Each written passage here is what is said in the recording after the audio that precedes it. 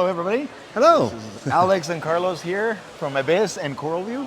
Yeah. We're at the AALSO show. AALSO 2024 in Pittsburgh. Now, what does AALSO mean?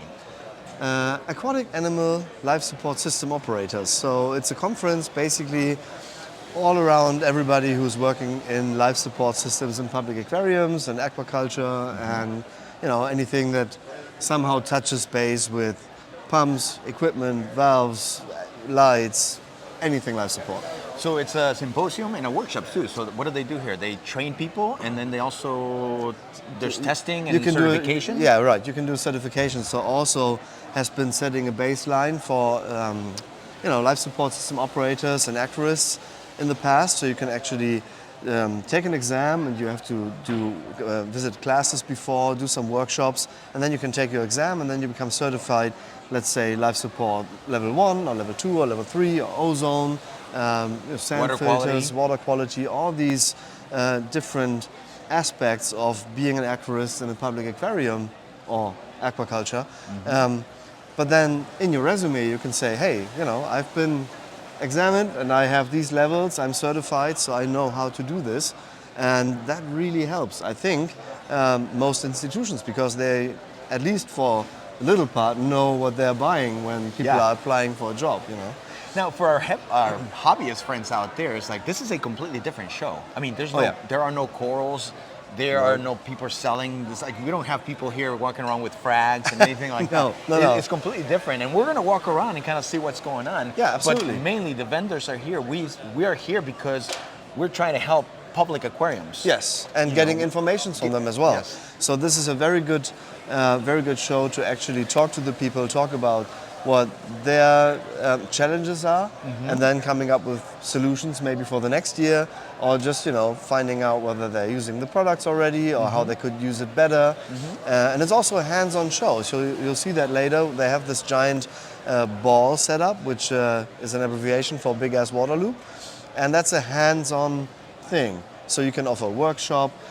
People can actually play around, and they learn how to rebuild pumps and exchange bearings. And so all the manufacturers actually offer workshops to learn about the products and to handle those products. You're talking about life support, which means that if that pump goes down, you may not have, we can't wait 24, 48 hours to send a representative, somebody. They have to fix it right then and there, because it's life or death for the fish. Very so often. People, the aquarists also, and when I mean aquarists, I mean the people working at the public aquariums. They have to have some kind of basic training on how to do basic maintenance. Just kind of rig it back in there so it's working, and then we'll get there and fix it for you. Exactly. And they all get certified. It's actually, I'm having a blast here, because it is a different type of crowd. I mean, I've been used to going to hobbyists. And, we have a lot of professional vendors here. Yes. With, equipment that is far beyond what we know from the hobbyist side. So you don't have cheap probes or anything. So everything here is more or less, professional equipment. Like you won't find anything that is, suited for your home tank. Might be suited, but you won't be willing to pay that price for that. So we are here because we do sell and build and manufacture all those pumps, recirculating pumps for small to medium-sized systems. I mean, the biggest one being the A1200, which is over there. Take a look at that pump over there. So this is what we are showing to let people know that these pumps are definitely more silent than others. I mean, I can tell you, I'm going to put my hand on this thing, and it's like, here. Let me put you can put your mic on it, And there's absolutely no sound to it. No sound at all, which makes it very efficient. And if you have ever been behind the scenes of a public aquarium, very often you have to wear ear protection. Yes. It's crazy loud in there. And the newer installations, when you look at, for example, New England, in the quarantine system in Quincy, the noise level dropped by 14 decibels when they exchanged their pumps to more modern versions like ours.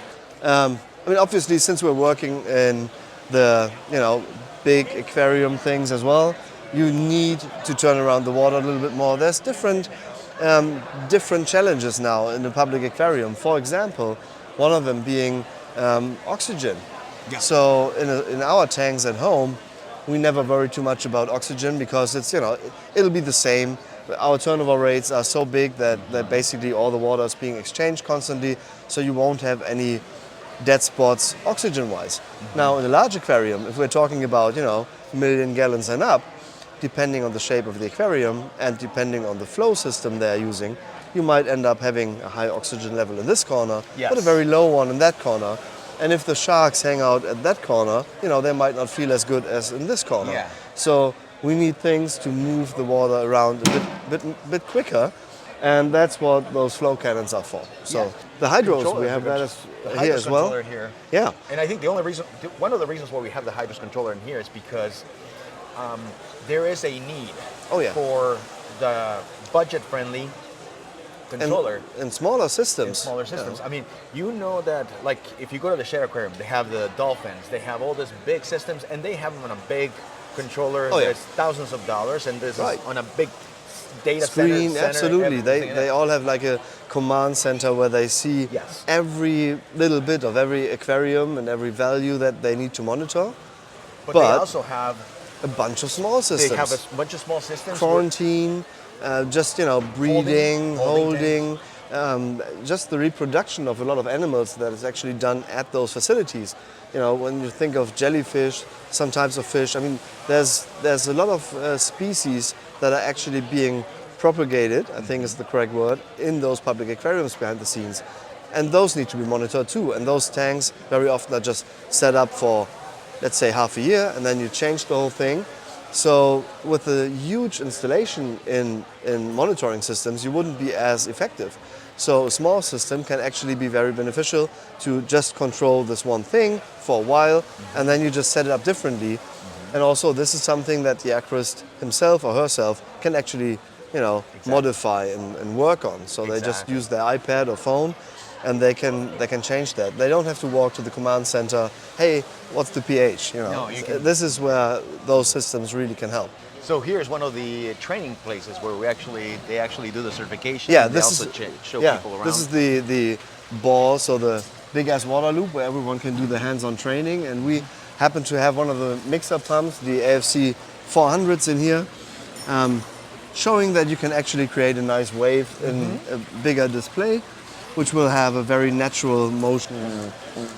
The kelp forest. Absolutely. Like swaying back and forth. Obviously, this is a tiny system, so it's swaying back and forth a bit faster, but there's multiple harmonies in every system, which you could try to find. It's just a little bit effort to find out which one is the best frequency for that.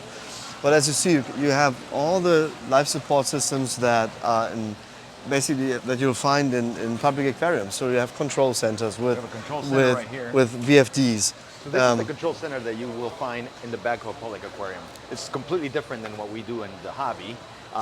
This is like an industrial grade controller. But sometimes on the smaller exhibits, budget is a huge thing when it comes to public aquarium. Absolutely. You can't put something like this there. No. And that's where the HYDROS would come in. Yeah, very often. Yes. Yeah, and then also one of my favorite things to look at is actually the sand filter. The sand filter there. Normally you will never see sand filters in the way that you can actually have a look on the inside. So that's a big thing, because now you can suddenly see the expansion of the sand bed when you're backwashing. So it's a completely different setup, and so people can understand what it looks like on the inside, when normally it's just a dark little barrel full of sand. And they also have workstations here where they can actually show you how to maintain, how to work on the alignment from pumps to the motor for bigger systems,